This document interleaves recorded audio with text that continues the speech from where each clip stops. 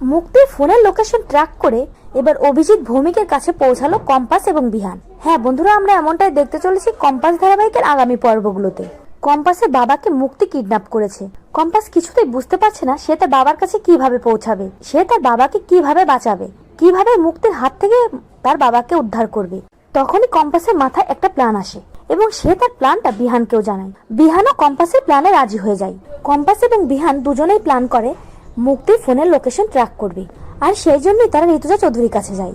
Compass Rituja চৌধুরীকে বলে, মা তুমি মুক্তি মাসির নাম্বারে কল দাও, আর আমি মুক্তি মাসির ফোন লোকেশন ট্র্যাক করব এবং এরা থেকে জানতে পারবো যে মুক্তি মাসি এখন কোথায় আছে এবং আমার বাবাকে কোথায় রেখেছে।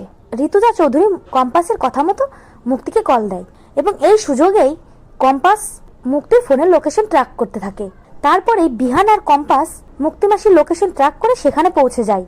সেখানে পৌঁছে গিয়ে দেখে অনেকগুলো গুন্ডা তার বাবাকে বেঁধে রেখে পাহারা দিচ্ছে, আর বিহান সেই গুন্ডাগুলোকে আচ্ছা মতো ধোলাই করে তারপরে সবগুলো গুন্ডা মারের ভয়ে পালিয়ে যায়।